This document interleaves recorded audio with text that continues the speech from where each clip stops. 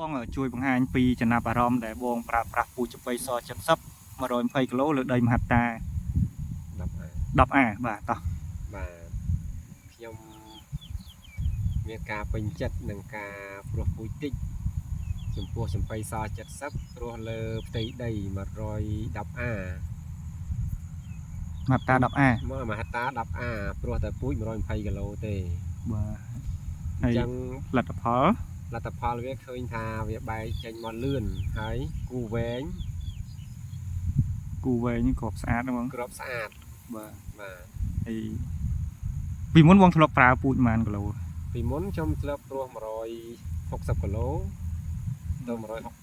អស់ល្បឿនណាស់ត្រឹម165បាទដល់ពេលឥឡូវយើងបន្ថយមកប្រើតែ120គីឡូទេនេះខ្ញុំប្រើតែ120គីឡូចំពោះចំបៃស70បាទហើយលទ្ធផលវាបើបងប៉ាន់ស្មានតើ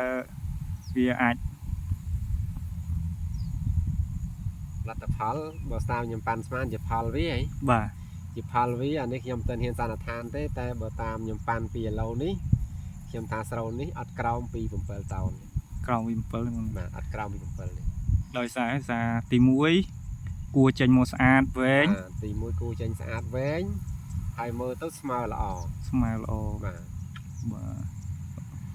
ចុះអាស្រ័យហាងដល់ពេលច្រូតខ្ញុំមិនទាន់ហ៊ានសន្និដ្ឋានថាប្រហែលទេប៉ុន្តែបើតាមការបែកចេញនេះ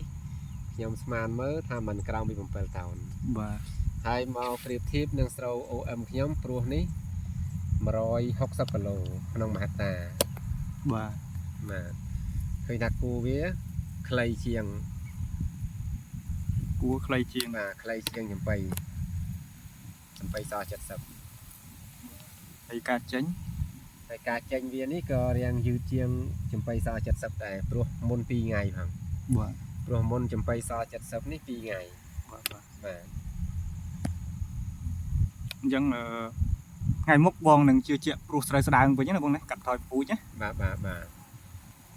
ថ្ងៃក្រោយទៀតនឹងជឿជាក់ថាព្រោះតែ120គីឡូប៉ុន្តែអាហ្នឹងសម្រាប់តែពូជក្អូបទេបើ OM ខ្ញុំអត់ទាន់តែពិសោធន៍នៅពូជតិចបាទយើងនិយាយទៅក្អូបបាទសម្រាប់ក្អូប120